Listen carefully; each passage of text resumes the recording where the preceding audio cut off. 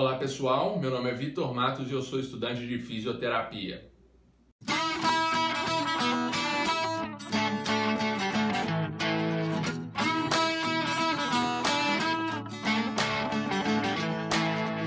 Galera, hoje a gente vai falar de uma ferramenta que é utilizada aí nos processos de reabilitação fisioterápica, que é a estimulação elétrica não invasiva, tá certo? Então eu acredito que a gente vai trabalhar dentro da disciplina de neurologia ou fisioterapia neurológica, né, que é a área da fisioterapia justamente que essa ferramenta é utilizada, tá certo, galera?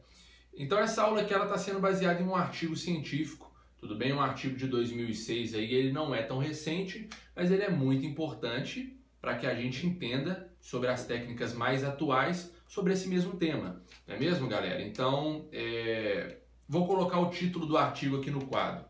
E o título do artigo traz no centro dele a estimulação elétrica não invasiva e ele questiona se essa é uma técnica para aprimorar os processos de neuroreabilitação desses pacientes com acidente vascular encefálico. Beleza, galera? No final do vídeo eu vou deixar as referências do artigo para quem quiser acompanhar e tudo certo. Então é sobre isso que nós vamos falar hoje. Estimulação elétrica transcraniana não invasiva. Beleza? E galera, ok. Então a gente sabe que esses indivíduos que sofrem, né, e passam por um quadro de acidente vascular encefálico, eles carregam problemas que têm aplicação em quase todas as áreas de sua vida, né? Área profissional, emocional, psicológica, social, familiar e todas essas outras áreas que você conseguir imaginar. Eles carregam problemas por causa do acidente, né? Então o artigo ele começa falando justamente disso, ele nos entrega alguns valores.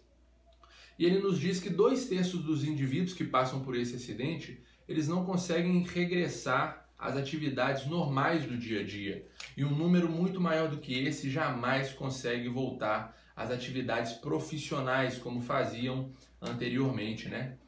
Então isso tornou necessário, galera, a criação de uma técnica que desse suporte ao processo de reabilitação fisioterápica, né? Porque esses indivíduos aí, dentro desses valores que eu citei, eles se envolviam com o processo de reabilitação, o artigo confirma, mas ainda assim era preciso algo que justamente potencializasse esses resultados.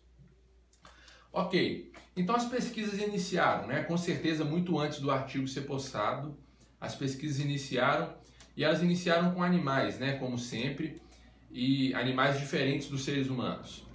E os cientistas eles perceberam que uma vez que uma estimulação elétrica era direcionada a um hemisfério cerebral lesado de um animal, aquele membro que tinha prejuízo motor, ele aprimorava sua técnica motora dentro de certa atividade.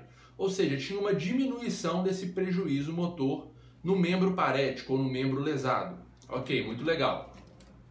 Então as pesquisas elas passaram para os seres humanos, tá certo? E os cientistas também perceberam o mesmo comportamento.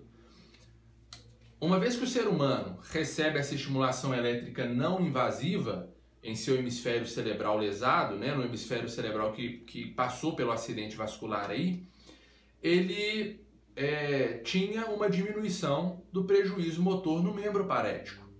Ok, perfeito, sensacional. Então, galera, a partir desse momento o artigo ele se esforça para explicar 3 coisas que eu vou me esforçar também para explicá-las a vocês, né? Então ele explica que a primeira coisa que ele explica é o comportamento de um encéfalo que sofre um acidente vascular. A segunda coisa que ele explica é o mecanismo de ação da estimulação elétrica não invasiva nesse encéfalo que passou pelo acidente. E a terceira coisa que ele explica são as técnicas específicas do mecanismo elétrico de estimulação não invasivo nesses indivíduos acidentados. Tá certo, galera? Então vamos passar por isso junto. Voltando ao nosso raciocínio do contexto, as pesquisas continuaram e começaram a ser iniciadas, galera. Começaram a ser iniciadas e começaram então, galera, as pesquisas por imagem. Tá certo? Então os cientistas eles mapearam o cérebro desses indivíduos e eles viram, através dos testes de imagem, que uma vez que o membro parético se movimentava, a gente tinha uma hiperatividade do hemisfério cerebral intacto. Intacto. O que de início foi estranho, né, galera? Porque pensa bem, se eu tenho uma atividade do meu membro parético, o hemisfério cerebral que tem que ativar é o hemisfério lesado, né, que é o hemisfério contralateral ao membro. Mas não, eles perceberam que uma vez que o membro parético se movimenta, a gente tem uma hiperatividade do hemisfério cerebral ipsilateral, ou seja, o hemisfério cerebral intacto, que não teve lesão alguma. Galera, então foi concluído que o processo de acidente vascular encefálico cria uma desordem na excitabilidade interhemisferial, entre os hemisférios cerebrais, né? E esse processo, esse fenômeno, recebeu o nome de inibição interhemisferial, ou também chamado de concorrência interhemisferial, tá certo, galera? Também ganha o nome esse fenômeno aí. E por que ganha esse nome de inibição entre os hemisférios ou concorrência interhemisferial? Galera, a verdade é que o hemisfério intacto, ele acaba inibindo o hemisfério lesado uma vez que o movimento voluntário desse membro parético acontece, né, galera? Então isso gera um prejuízo, né, um problema motor para esse indivíduo. Tá certo? Isso foi percebido. Vou anotar isso aqui no quadro. Beleza. Galera, então passamos para o segundo tópico. Qual que é agora o mecanismo de ação da estimulação elétrica não invasiva dentro desse quadro observado? Pessoal, a estimulação elétrica transcraniana, ela consegue modular esse fenômeno de inibição interhemisferial. É isso. A estimulação elétrica, pessoal, ela vai conseguir corrigir essa inibição ou essa concorrência entre os hemisférios. É simples assim, beleza? Ok, galera, então agora o terceiro tópico quer saber quais são as técnicas específicas desse mecanismo de estimulação.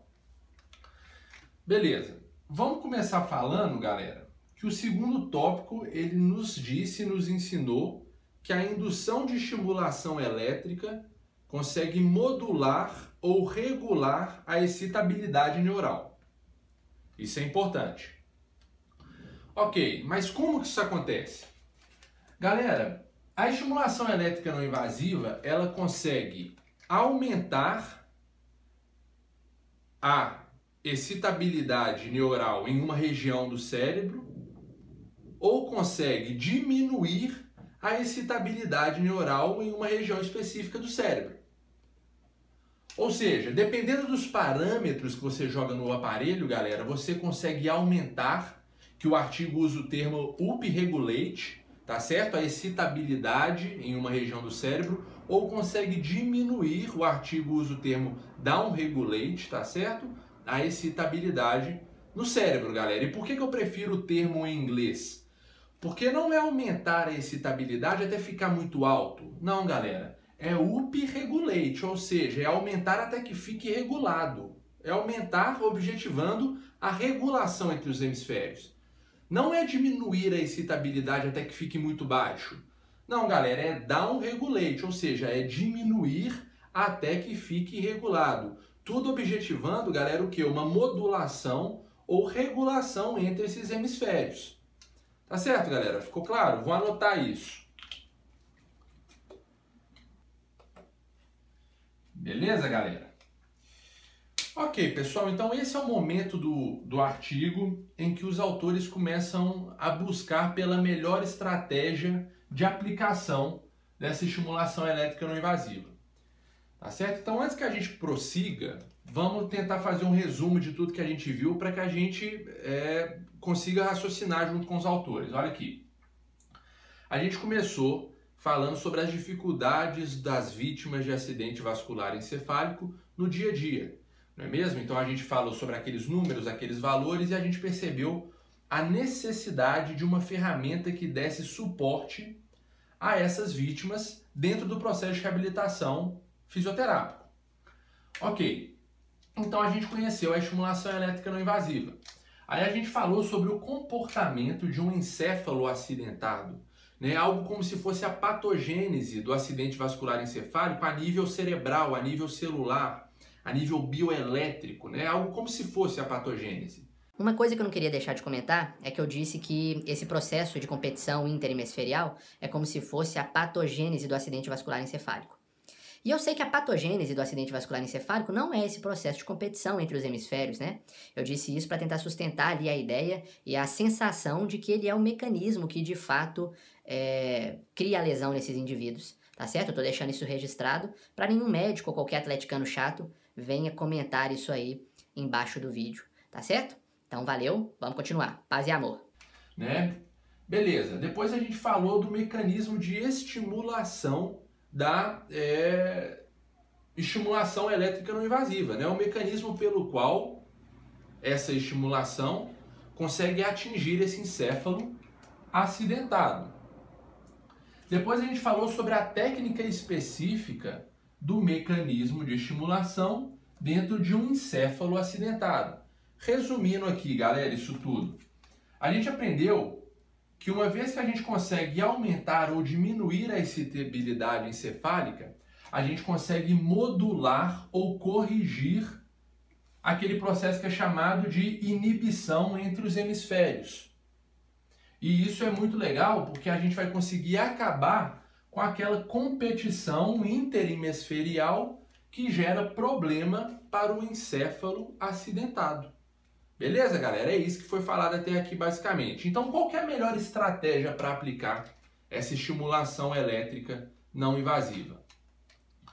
Então, veja bem, os autores eles nos contaram o seguinte: a melhor estratégia para usar isso aqui, galera, é a seguinte: a gente deve aumentar a excitabilidade no hemisfério cerebral lesado ou acidentado ou a gente deve diminuir a excitabilidade no hemisfério cerebral intacto. Tem sentido para vocês, galera? A gente tem um problema porque o hemisfério intacto ele está inibindo o hemisfério lesionado e isso gera um prejuízo motor.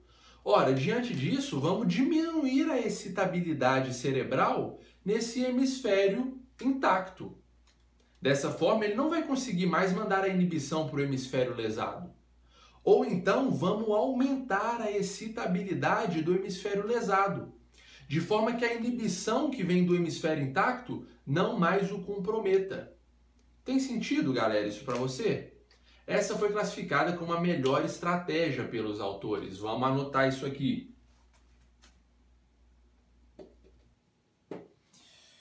Beleza, galera? Então é isso aí. Pessoal, saindo um pouquinho agora de toda essa falaiada teórica, vamos passar um pouco para a prática, né? Falar dos aparelhos aí. E me parece, galera, que existem dois tipos de aparelhos, ou não sei se é um aparelho com dois tipos de estimulação, mas o fato é que existem dois tipos. O primeiro é chamado de TMS, que é estimulação magnética transcraniana ou transcranial, e o segundo é chamado de TDCS, que é estimulação transcranial de corrente direta. Beleza? Existem esses dois tipos, eles são basicamente a mesma coisa, tá certo? Os dois são aparelhos extremamente caros, extremamente caros. Na minha cidade aqui existe uma única clínica, que é a clínica referência aqui da minha cidade de fisioterapia neurológica, que é a ProSense, beleza? Ela tem um aparelho desse. Parece que o TMS ele é um pouco mais caro que o TDCS, beleza? Mas enfim, os dois são extremamente caros. O TMS, galera, ele parece despolarizar diretamente essas células nervosas, tá certo? E o TDCS, ele parece atuar diretamente ali sobre os canais voltagem dependente de sódio e cálcio dessas células neuronais, tá certo? O que por consequência gera uma despolarização, tá certo? Então percebem que são atividades diferentes que criam uma mesma resposta? É basicamente isso aí. O TMS, galera, ele lida com uma bobina isolada e um fio acoplado no couro cabeludo ali sobre o córtex motor primário, tá certo, galera? O TDCS, ele vai mexer com eletrodos, são dois eletrodos, um vai estar sobre o córtex motor primário e o outro vai estar na região supraorbital contralateral, tá bom? Criando estímulos aí nessas duas regiões. E deixa eu ver o que mais. O artigo ele traz as diferenças e semelhanças dos dois tipos aí com clareza, mas eu acho que as mais importantes eu lembrei de falar aqui. Tá certo, galera? Então, eu vou apagar esse quadro aqui, colocar esses dois tipos de estimulação resumida e fazer um desenho para a gente falar sobre o desenho e acabar a aula, tá certo? Chega mais. Beleza, galera. Então, no meu desenho aqui eu tentei mostrar para vocês como que acontece normalmente nesses pacientes vítimas de acidente vascular encefálico. A gente tem uma linha aqui que liga os dois hemisférios cerebrais, a gente sabe que é aquela via que passa pelo corpo caloso, né, e conecta essas duas regiões do cérebro, tá certo? É mais ou menos esse o cenário que a gente tem, de competição interhemisferial, beleza? Então ele fica constantemente inibido. Quais são as duas estratégias que nós conhecemos para mudar esse quadro? A primeira estratégia, galera, é o aumento da excitação do hemisfério lesado. Então o hemisfério lesado está aqui. Se eu aumentar a excitação dele, galera, eu vou conseguir excitar esses neurônios, desinibi-los, por assim dizer, tá certo? Eu vou conseguir quebrar o quê? Essa desregulação de excitação hemisferial, que é chamado de competição interhemisferial. Beleza, galera? Qual que é a segunda estratégia que a gente pode desenvolver? Ora, é a inibição, não é mesmo, galera? A inibição do hemisfério cerebral intacto, e dessa forma ele vai conseguir liberar e cessar essa inibição ou competição entre os hemisférios, excitando, então, o hemisfério lesionado, galera, e diminuindo, então, dessa forma, o prejuízo motor desse indivíduo. Isso aqui ficou claro para vocês, galera? O hemisfério intacto fica constantemente inibindo o hemisfério lesionado. Se eu diminuo a estimulação elétrica desse hemisfério, ele vai parar de inibir o hemisfério lesado e, portanto, ele vai ficar excitado, tá certo? Por consequência. Então, a gente melhora a movimentação desses indivíduos. Tá certo, galera? Claro que toda melhora de movimento, galera, é respeitando as limitações e o quadro do paciente. É uma melhora pequena ali, mas significante para um paciente que tem prejuízo motor. Tá certo? O artigo nos conta de um experimento que foi feito com pacientes sem comprometimento nenhum motor relacionado a essa diminuição de excitação, que eu achei muito legal. Eles falaram que em pacientes sem nenhum tipo de lesão, uma vez que a gente deprime a excitação de um hemisfério cerebral, o outro, em reação, aumenta a sua estimulação ou sua excitação cerebral. Então é muito legal essa proposta aqui. E ela costuma ser escolhida por não mexer com o hemisfério já lesionado, né, galera? Então pode livrar os cientistas aí de algum problema eventual, né? Porque eles lidam o quê? Com o hemisfério intacto, sem comprometimento nenhum. Então costuma ser mais bem visto também. Tá certo, galera? Então é isso aí. O artigo ele termina dizendo, eu não posso deixar de falar isso aqui, que toda essa ferramenta aqui de estimulação não invasiva transcranial, ela precisa ser acompanhada da reabilitação fisioterápica, né? Você tem que reabilitar usando a fisioterapia o paciente e utilizar essa ferramenta para dar suporte à reabilitação, tá certo? Ele fala também que essas pesquisas foram desenvolvidas em pacientes com médio comprometimento motor e aqueles pacientes com comprometimentos mais sérios, eles ainda não foram testados e carecem de estudos direcionados a esses pacientes, tá certo? O que mais? Eu acho que é isso. É isso aí, galera. Eu vou deixar então o link aí na descrição desse artigo. Eu fiz um resumo desse artigo, acontece que o artigo está em inglês, tá certo? Então eu resumei tudo que eu precisava para fazer essa aula aqui. Quem quiser, deixe no comentário aí também que eu mando o resumo, mando o artigo e a gente vai se falando, tá certo, galera? Qualquer dúvida, deixe nos comentários, eu vou me esforçar muito para resolver todas elas. A gente se vê logo mais. Valeu!